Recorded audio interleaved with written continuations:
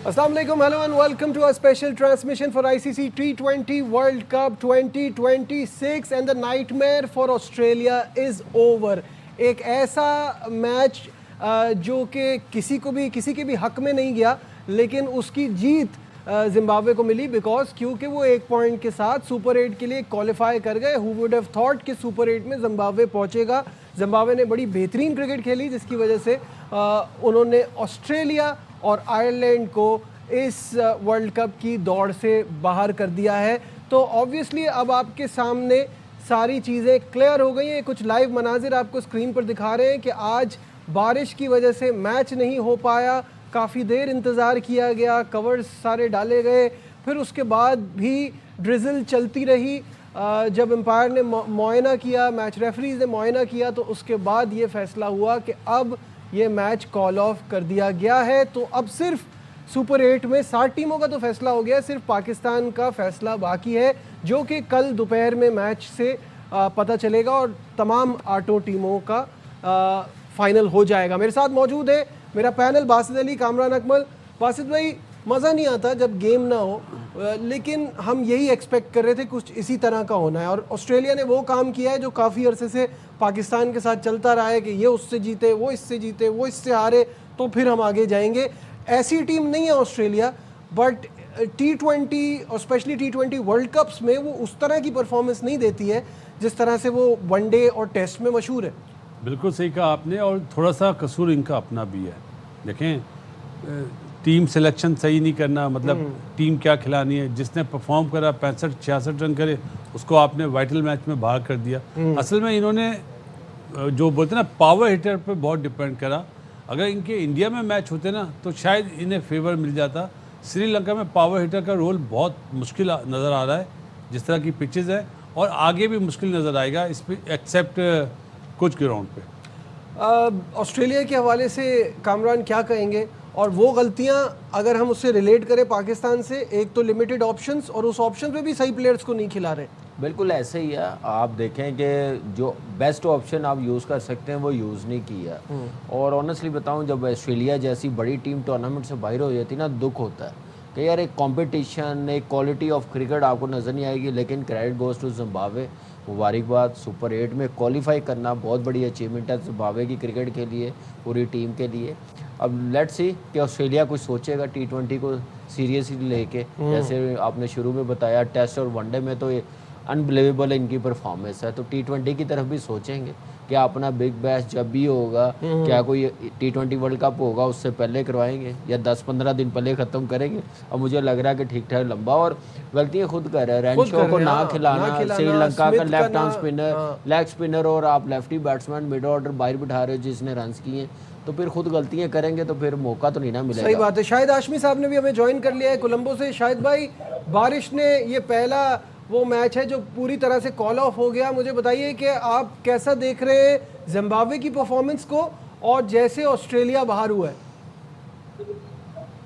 बिल्कुल, उन्होंने दोनों मैच बड़े अच्छे खेले, आयरलैंड को बीट किया, लेकिन ऑस्ट्रेलिया को हराना बहुत कम लोग उनको चांस दे रहे थे कि वो ऑस्ट्रेलिया को हराएंगे। सही बात है। लेकिन उनके पास एक बड़ा अक्लमंद है जिसका नाम सिकंदर रजा है, और पाकिस्तान से तो बहुत मानूस है, हमारी PSL में खेलता है। एक टाइटल पिछले दफ़ा लाहौर कलंदर को उसी ने अपनी ज़बरदस्त बैटिंग से मिनट्स पहले वो एयरपोर्ट से पहुंचे और उन्होंने जितवाया। तो बहुत इंटेलिजेंट क्रिकेटर है। उसने जिस तरह ऑस्ट्रेलिया का शिकार किया, सिर्फ 162 रन पर ऑस्ट्रेलिया को फंसाया। और ऑस्ट्रेलिया जिस तरह अभी कहानी कह रहे थे कि पावर हिटर्स पे बहुत ज़्यादा डिपेंड कर रहे थे। कैमरून ग्रीन से पता नहीं क्या एफिलिएशन है मैकडोनल्ड को, उनके जो कोच है, कि वो हमेशा उनको खिलाते हैं। एशेज़ में भी खिलाया लेकिन उन्होंने कुछ परफॉर्म नहीं किया, और इसी तरह यहाँ पर वो फ्लॉप हो गए। उनको दो जो मेन बॉलर थे, एक तो बॉलिंग वीक हो गई थी पैट कमिंस, हैजलवुड के ना होने से, ऊपर से उनके जो 2 बॉलर थे उनको दोनों मैचों में, पहले मैच में दोनों ने 4-4 आउट किया आयरलैंड के खिलाफ, जैम्पा और नेथन एलिस थे, लेकिन अगले दोनों मैचों में कोई भी विकेट नहीं मिली।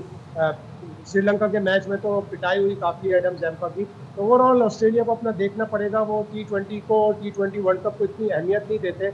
अब अगला T20 वर्ल्ड कप उन्हीं के मुल्क में, न्यूजीलैंड के साथ वो को होस्ट है, तो फिर उन्हें अपनी टीम बेहतर बनानी पड़ेगी।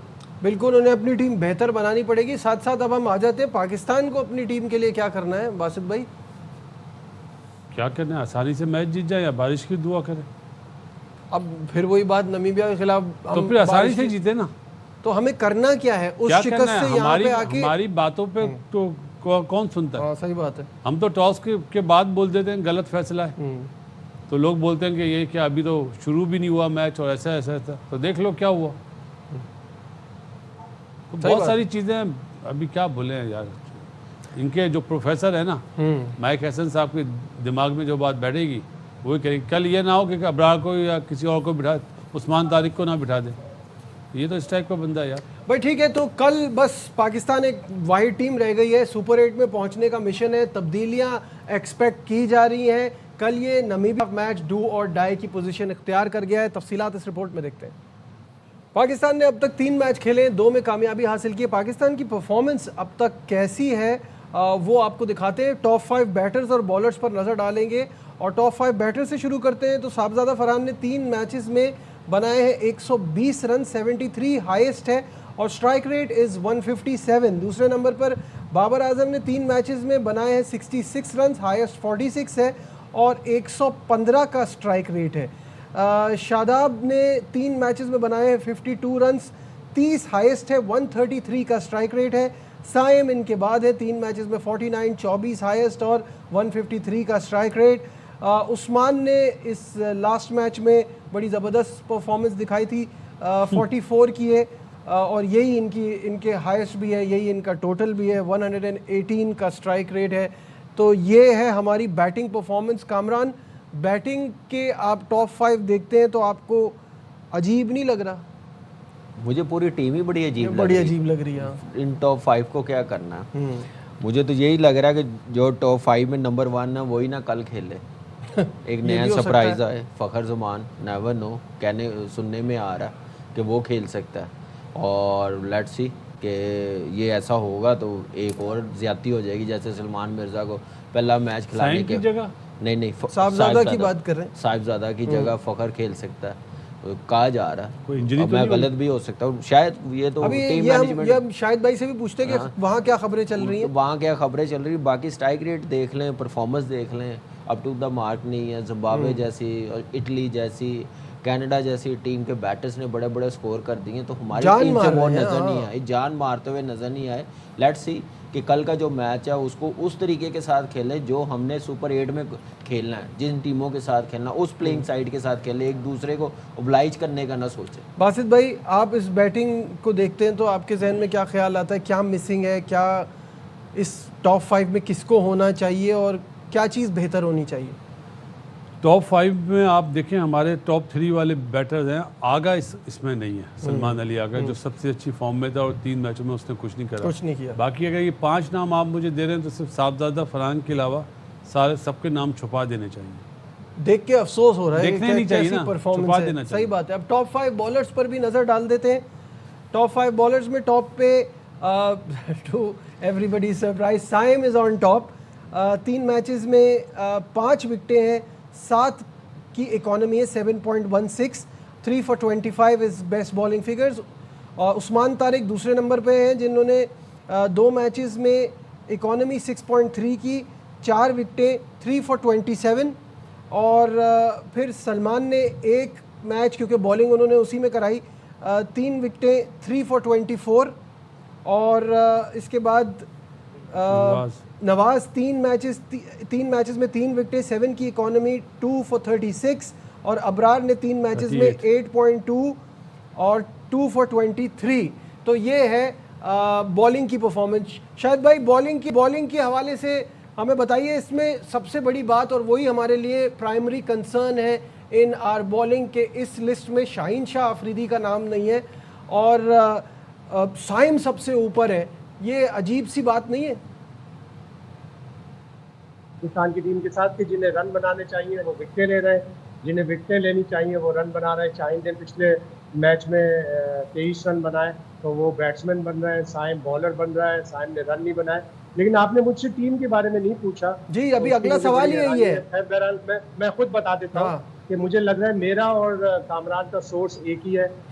फखर कल खेल रहे हैं और हटाने की बातें हो रही हैं साहबजादा फरहान को, जो कि गलत होगा। पाकिस्तान का टॉप स्कोरर है, वही गलती कर रहे हैं जो ऑस्ट्रेलिया ने मैथ्यू रेंशॉ को हटा की थी। लेकिन जिस शॉट पे साहबजादा फरहान ने और जो उनको प्लान दिया गया था वो एग्जीक्यूट नहीं किया गया, तो शायद हो सकता है उसकी सज़ा मिल रही है उन्हें। और अच्छा। वाकिफ भाई ने जिस तरह कहा कि अबरार को भी बिठाया जा सकता है, तो ऐसी बातें भी हो रही है कि अबरार को बिठाया जा सकता है। फ़खर तो खेल रहे हैं, शाहीन ड्रॉप है। पिच पे थोड़ी सी घास है, लेकिन अब ये घास धोखा है, जैसे हॉलैंड के मैच में थी, या कि धोखा नहीं है, वाकई इस पिच पे घास है। तो ये हमें कल पता चलेगा। तो थोड़ा कंफ्यूजन है पाकिस्तान के कैंप में। फ़खर के बारे में तो स्ट्रॉन्ग रिपोर्ट्स है कि वो खेलेंगे। बाबर को हटाएं या ना हटाएं, उसके बारे में भी बड़ा एक अजीब सा केओस फैला हुआ है। अगर बाबर खेलेंगे तो बाबर 1 और 2 पे किसी नंबर पे बैटिंग करेंगे, 4 पे नहीं। 4 पे नहीं करेंगे, ठीक है।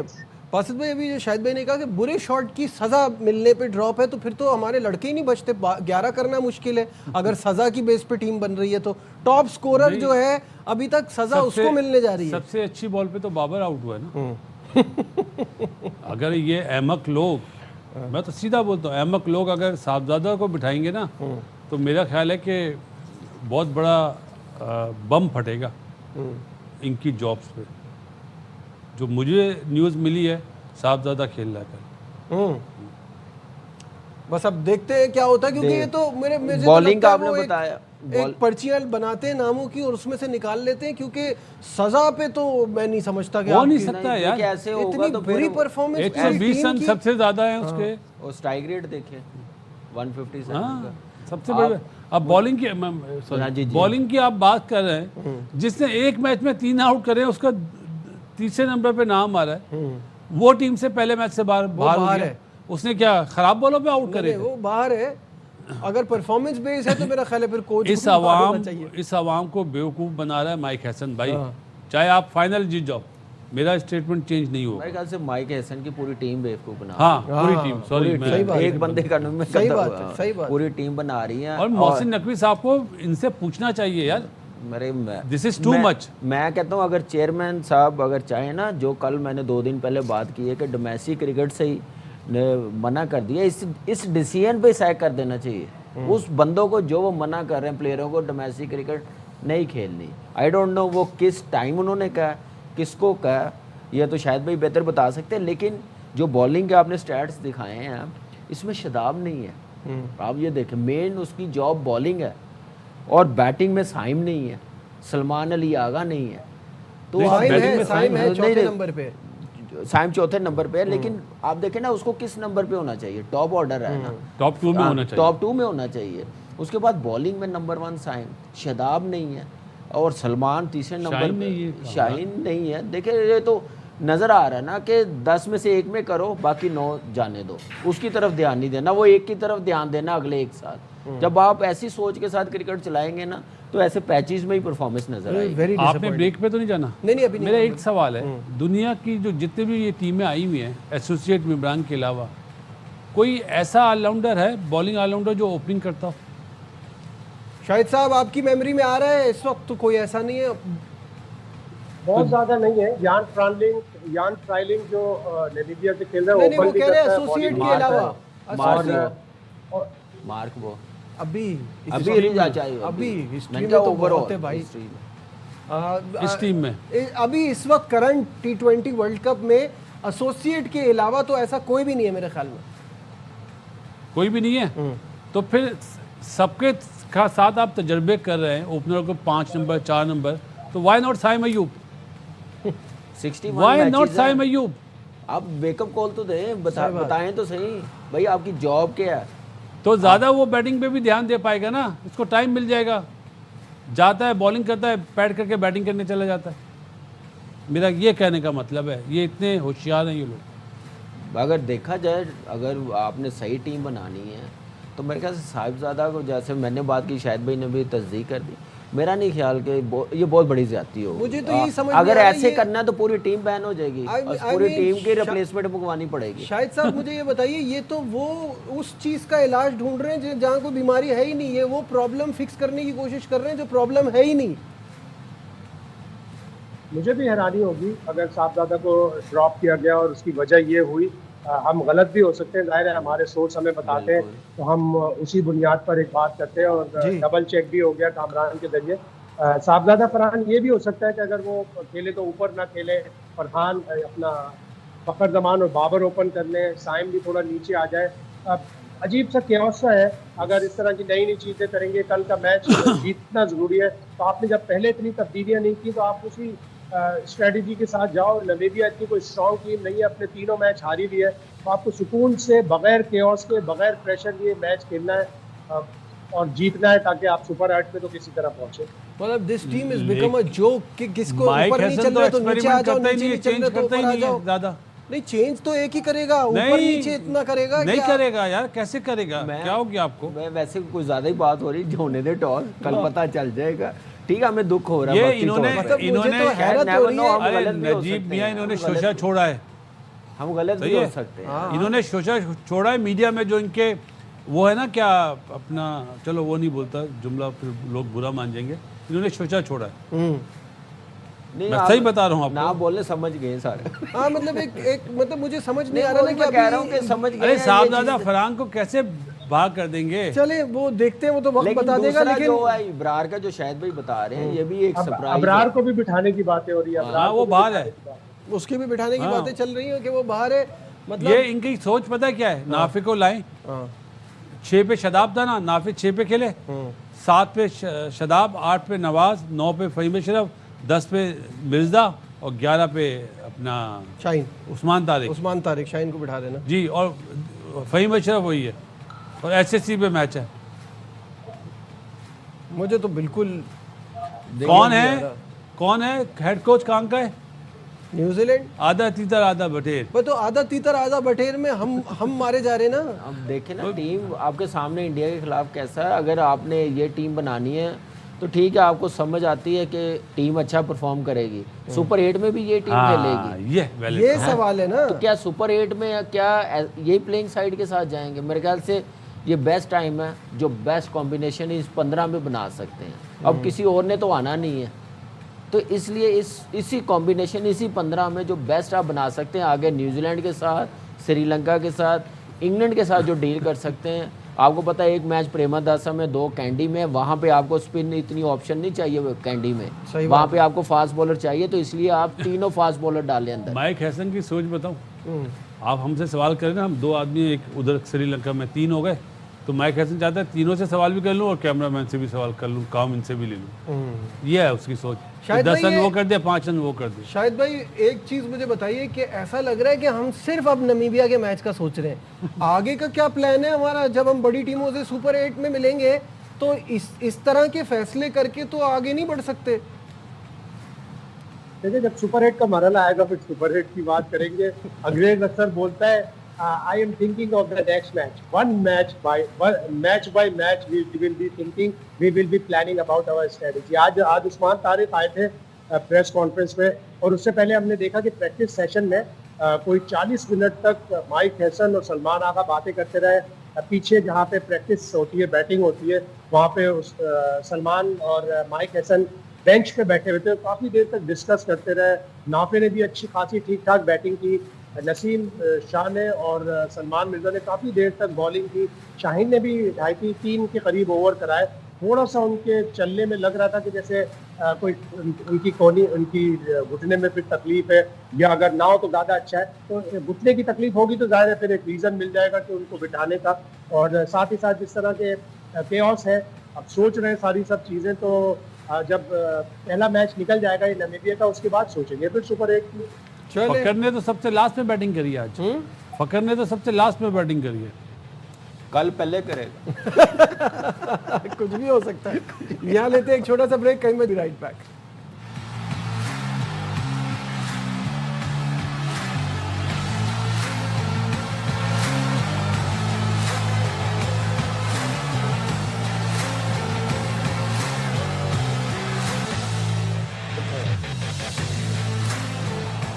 Glad to have you back once again to our special transmission। और ब्रेक पे जाने से पहले हम वो बातें कर रहे थे जो सुन के हम सबको भी हंसी आ रही थी कि पाकिस्तान में क्या तब्दीली हो सकती है, क्या नहीं हो सकती। But for a second believe करते हैं कि पाकिस्तान नमीबिया को हरा देता है तो फिर आगे क्या होगा। तो सिचुएशन आपके सामने स्क्रीन पे आ जाएगी। अगर कल पाकिस्तान नमीबिया को हराता है तो पाकिस्तान के मैचेस किससे और कहाँ कहाँ होंगे, स्क्रीन पे आपके सामने आ गया है। हफ्ते को 21 तारीख को पाकिस्तान विल फेस न्यूजीलैंड, जो कि पिछले कुछ अरसे से पाकिस्तान के लिए बड़ी मुश्किल टीम बनी हुई है, चाहे वनडे फॉर्मेट हो चाहे T20 फॉर्मेट हो। दूसरा जो पाकिस्तान का मैच है सुपर 8 में, वो 24 तारीख को है, ट्यूसडे को, that is Pakistan versus England in Pallekele. और तीसरा मैच 28 तारीख को, वो भी हफ्ते का दिन होगा, पाकिस्तान वर्सेस श्रीलंका इन पालाकिले एज वेल। तो ये है सिचुएशन सुपर 8 मरहले की। पहला ही मैच सुपर 8 में पाकिस्तान के लिए मुश्किल नहीं, कल का मैच जीत जाए तो सेमीफाइनल में पहुंच जाएंगे, इन्हें आराम से हराएंगे पाकिस्तान। अच्छा, कल के मैच के लिए आप बारिश की दुआ मांगते हैं और सुपर 8 में आप कह रहे हैं आराम से पहुंच जाएंगे सेमीफाइनल में। कॉन्फिडेंस आ जाएगा, कॉन्फिडेंस आ जाएगा ना। 1 पॉइंट लेके। कामरान, क्या ये चल क्या रहा है भाई? नहीं, पाकिस्तान के चांसेस हैं। देखो बॉलिंग, देखो एक तो यार टीम सही खिलाएं, टीम सही खिलाए तो ही तो मसला है ना सारा। जिस नंबर के प्लेयर है उन्हें उस नंबर पे खिलाएं। बाकी आप ये मत सोचें आज न्यूजीलैंड के अगेंस्ट जो कितने बने, 170 181 बने, ये आपको बताते हैं कि उनकी बॉलिंग में वो डेप्थ नहीं है। ये माना सेटनर नहीं था, 173 for 4 173 सेटनर नहीं खेला, माना कैप्टनसी का फर्क हुआ, लेकिन पाकिस्तान की बॉलिंग ऐसी है कि 150 रन बनाती है तो 150 पे आउट कर सकती है। सही है। अब मुझे समझ आ रही है फ़खर को क्यों खिला रहे हैं। पहला मैच न्यूजीलैंड के साथ है ना सुपर 8 का, न्यूजीलैंड के खिलाफ अच्छा खेलता है, बट वो वनडे में कोई किसी को भी खिलाने के लिए ये थोड़ी देखा जाता है। फिर तो नेपाल के अगेंस्ट फिर बाबर को खिलाना चाहिए, वो हमेशा अच्छा खेलता है। नहीं, ये तो फिर ऐसे ही है। मुझे ये जो आपने बताए क्या आने वाले सुपर 8 के मैचेस, इस में भी न्यूजीलैंड के खिलाफ हम उसने 100 भी किया हुआ है, बड़े स्कोर किए हुए, तो शायद इसलिए T20 में नहीं, वनडे में भी, T20 में भी। शायद भाई अब हम अपने अपने रीजंस लगा रहे हैं कि फखर को क्यों खिलाया जाए। तो भाई माइक हैसन भी तो यही कर रहा है। और अब आप बताइए क्या ये रीजन है कि पहला मैच ही न्यूजीलैंड से, उसके खिलाफ, न्यूजीलैंड के खिलाफ वनडे में बड़ी शानदार परफॉर्मेंसेज है, तो T20 वर्ल्ड कप में हम उनको इसलिए पहले खिला रहे हैं। फखर के वनडे के रिकॉर्ड अगर आप देखें तो बहुत अच्छे हैं, शानदार है। तकरीबन 11 के करीब सेंचुरियां हैं, 45 का एवरेज है, लेकिन उसका पिछले एक साल में T20 रिकॉर्ड थोड़ा बुरा रहा है। अगर आप आखिरी 6 इनिंग्स देखें तो 3 सिंगल फिगर स्कोर है, 3 डबल फिगर स्कोर है, लेकिन 10-15 इस तरह के स्कोर है। प्लेयर बहुत इम्पैक्ट प्लेयर है और वाकई अगर आप न्यूजीलैंड के खिलाफ मैच जीतना चाहते हैं तो फखर का खेलना ज़रूरी है, चाहे उसको वाइट बॉल में रन किए हो, लेकिन एक हवा होता है बैट्समैन का कि ये हमेशा न्यूजीलैंड के खिलाफ अच्छा खेलता है, तो वो एक क्रूशल चीज़ होगी जो काम आएगी। और इम्पॉर्टेंट होगा सुपर 8 का पहला मैच जीतना न्यूजीलैंड के खिलाफ, इसलिए आपके अगले दोनों मैच पालीकिली में है और पालीकिली में ठीक ठाक बारिशें होती हैं। अगर वहाँ बारिश हो गई और आप 2 पॉइंट लेकर जाएंगे तो ज़्यादा आपको आसानी होगी, लेकिन पालीकिली का एक प्लस पॉइंट ये है कि वो तकरीबन 1600 फीट ऊपर है सतह समंदर से, तो अर्श मौला भी करीब है, दुआएं ज़्यादा कबूल होंगी वहाँ। दुआएं वहाँ ज़्यादा कबूल होंगी, लेकिन इंग्लैंड जिस तरह की परफॉर्मेंस दे रही है उसके खिलाफ तो इतना परेशान नहीं है, मतलब हमें तो खैर किसी भी टीम से डर लगता है, लेकिन श्रीलंका बहुत अच्छे रिदम में नज़र आ रही है और उनकी होम कंडीशंस भी है, हसरंगा के ना होने के बावजूद भी बड़ा ज़बरदस्त कर रही है। शायद साहब मुझसे पूछा? जी हाँ, श्रीलंका की टीम ने राइट टाइम पे पीक किया है। जिस तरह कुशाल मेंडिस खेल रहा है, तीनों मैचों में कंसेक्यूटिव उसने 50 किए हैं। बाथुम निशान का तो आउटस्टैंडिंग प्लेयर है। मुझे याद है जब वो आया था, मिकी आर्थर के दौर में आया, मिकी आर्थर ने उसने तकरीबन 1 महीने के अंदर ही तीनों फॉर्मेट में डेब्यू करा दिया। और कल जिस तरह उसने इनिंग्स खेली, कमाल की इनिंग्स खेली, छक्के जो उसने मारे हैं, आउटस्टैंडिंग छक्के मारे हैं, और वो बड़ी अच्छी बैटिंग करता है। 5 फीट 6 इंच 5 फीट 7 इंच का कद है, लेकिन कमाल के छक्के मारता है। हमारे प्लेयरों से तो इतने लंबे छक्के लगते ही नहीं। बिल्कुल। बासित भाई, क्या करना है अब हमको, और आपके, हमने चेंजेस तो बता दिया, आपके हिसाब से कल के मैच में क्या चेंजेस होने चाहिए, किसको किस नंबर पे खेलना चाहिए? बाबर को 3 खेलना चाहिए, सलमान अली आगा को 4 खेलना चाहिए। ठीक है, और go with Sahibzada and sign number 5 पे, तो अब वो नहीं हटेगा, जाहिर है वो रन कर गया उस्मान। 6 पे मुझे लगता है नाफे आ जाएगा। 6 पे नाफे, ठीक है। तो आप किसको टीम से निकाल रहे हैं?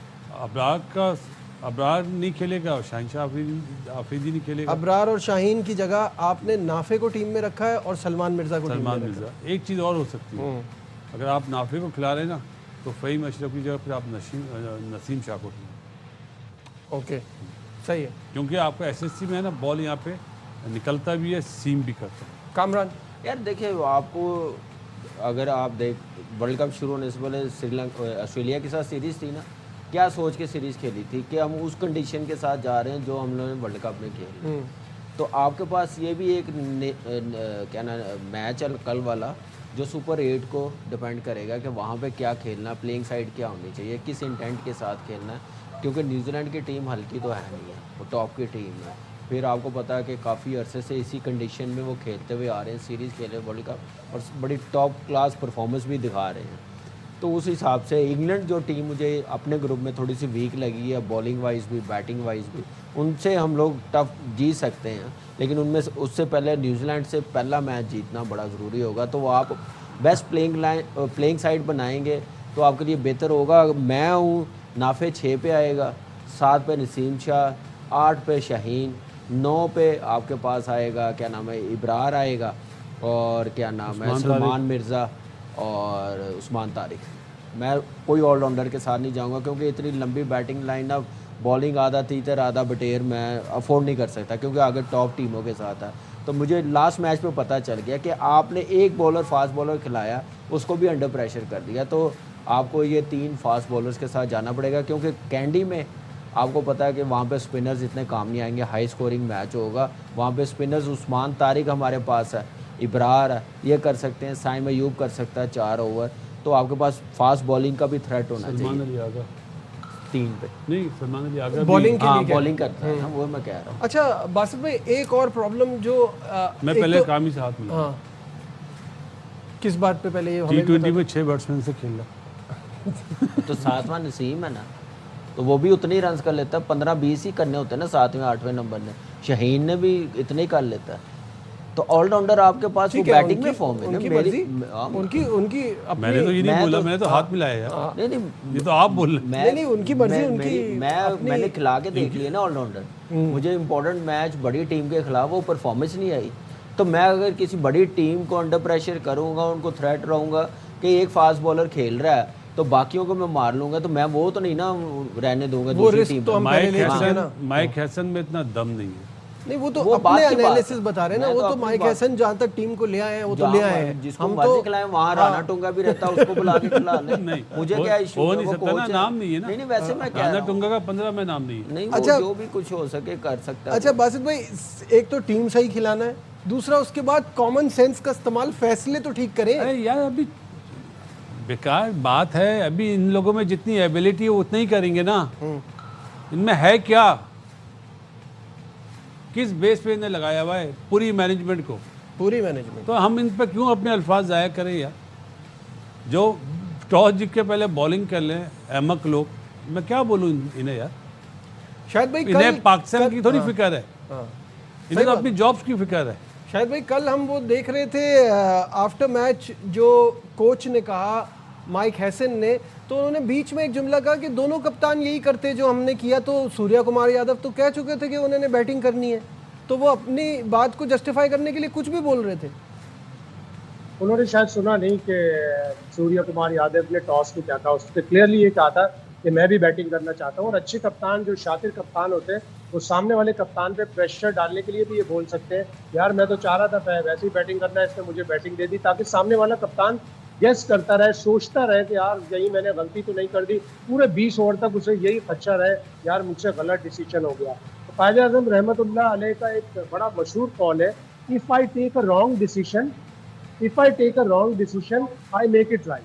आई मेक इट राइट, बिल्कुल। और ऐसा हमने तो बिल्कुल भी नहीं किया, गलत डिसीजन लिया, उस पर गलतियां करते रहे और उसको फिर बाद में जस्टिफाई करने की भी कोशिश करते रहे। एक ओवर किया हमने, हाँ, एक ओवर जस्टिफाई करा पहला वो ओवर। भी नहीं, पहला ओवर मिडल नहीं हुई। पहला ओवर तो करा जस्टिफाई, गैम्बल करा, विकेट भी मिली। आप इतनी बड़ी गलती देखे ना कि 8वां ओवर शादाब खान से करा दिया, जबकि 2 सेट खब्बे क्रीज पर मौजूद थे और उससे 17 रन डूब दिए जी। तो कप्तानी तो आदि शादाब खान कर रहा था। Very very disappointing performance. खैर, यहाँ लेते हैं एक ब्रेक से वापस आएंगे, डिस्कशन को आगे बढ़ाएंगे, हमारे साथ रहिए।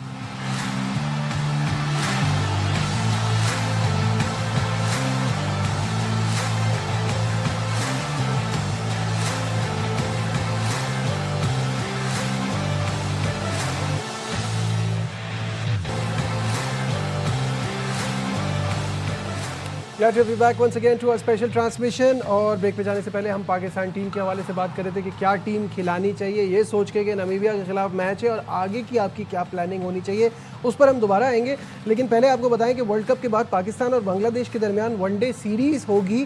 सीरीज़ ढाका में 12, 14 और 16 मार्च को खेली जाएगी।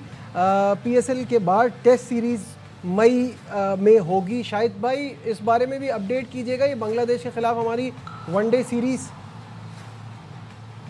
बिल्कुल, अब आप T20 में जो भी कुछ रिजल्ट आए उसके बाद आप वनडे पे जाएंगे, इसलिए कि अगला वर्ल्ड कप फिर वनडे का है। तो ये 3 वनडे आप इस T20 वर्ल्ड कप के फ़ौरन बाद खेलेंगे। उसके बाद पाकिस्तान PSL में मसरूफ़ हो जाएंगे प्लेयर, और फिर 2 टेस्ट मैच जो वर्ल्ड टेस्ट चैम्पियनशिप का हिस्सा है वो हम मई में जाके खेलेंगे।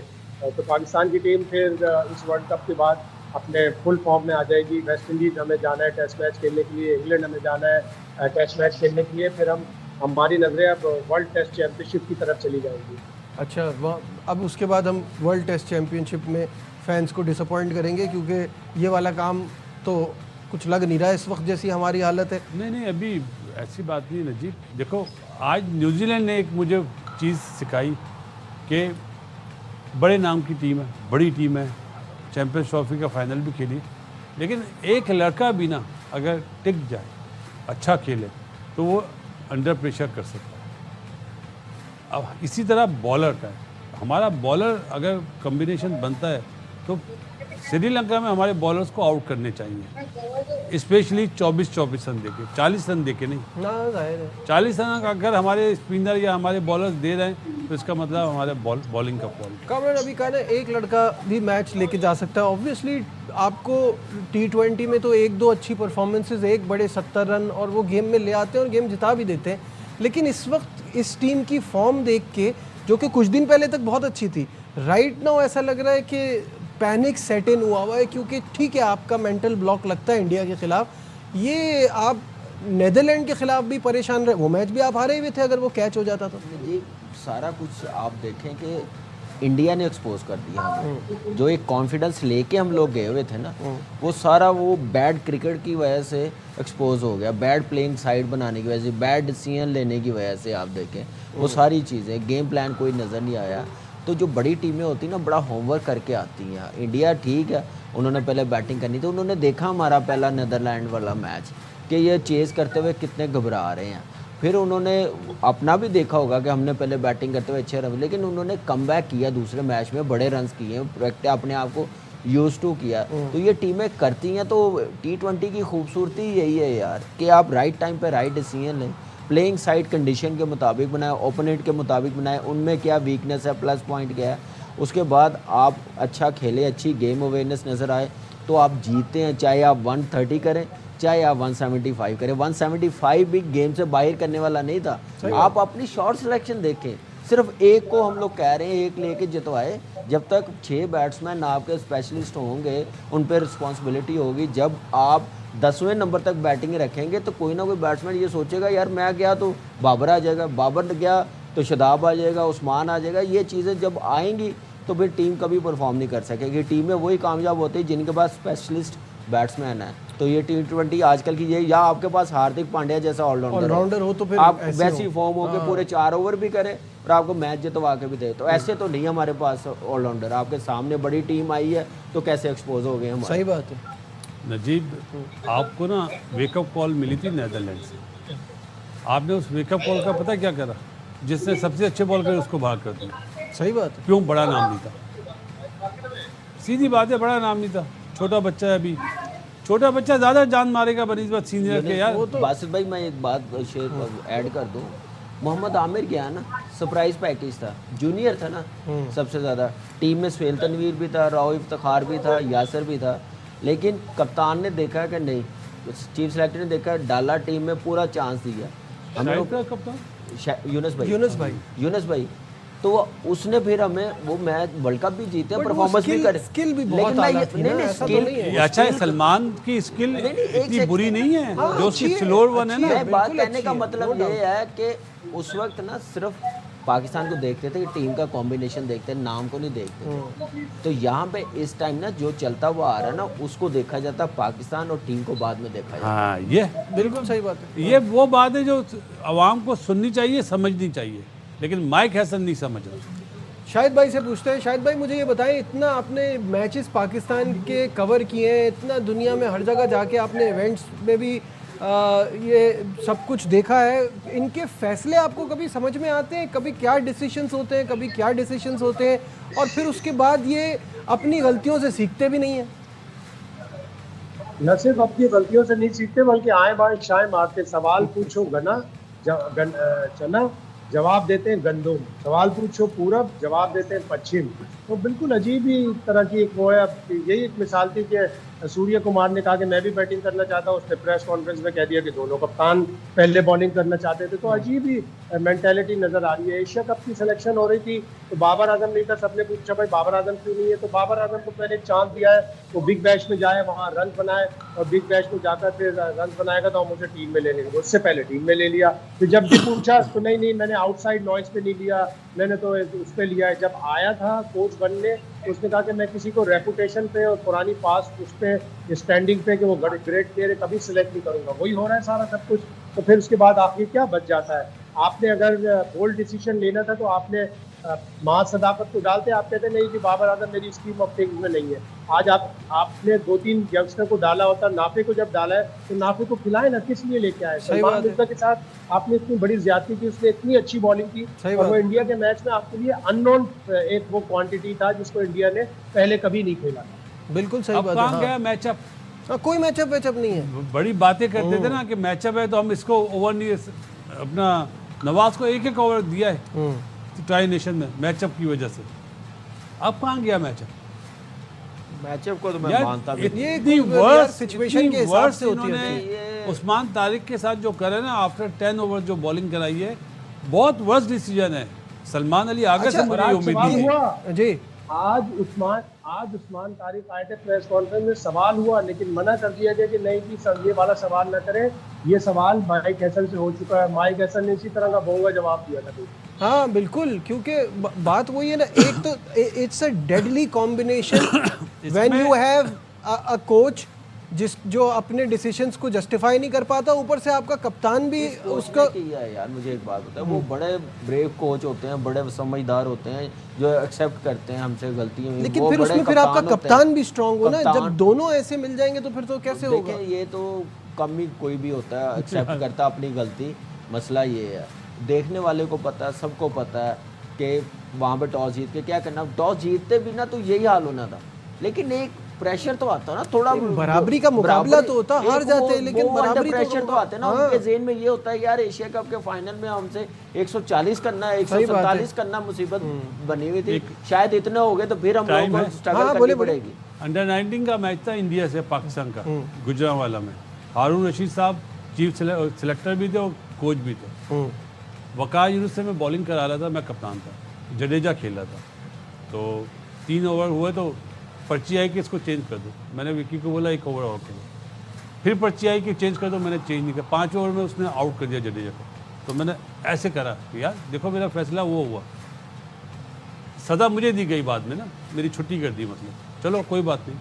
लेकिन यहाँ पे तो सलमान अली आगा का फॉल्ट है। सही बात है कि आप किस बात के कप्तान हो कि आप देख नहीं रहे ईशान किशन मार रहा है तो फौरन लाओ अपने मेन हथियार को।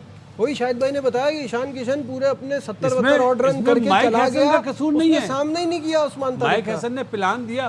प्लान आपको अगर नहीं चल रहा, आपका प्लान जब शाहीन पहले ओवर में पिट चुका है, आपने उसको चेंज कर दिया, ठीक है। उस्मान तारिक नहीं आया। जल्दी से कप्तान वही डिसीजन लेते हैं जो डिजर्व करते हैं। ये T20 में डिजर्व करता था, स्ट्रॉन्ग कप्तान होता है तो डेफिनेटली वो ये चीज करता। ठीक है, इस पर हम मजीद कल अपने प्रोग्राम बात करेंगे 2 बजे। आज की हमारी इस ट्रांसमिशन में बस इतना ही। दीजिए अपने मेजबान नजीबुल हसनैन को इजाजत। अपना बहुत ख्याल रखिए। अल्लाह हाफिज़।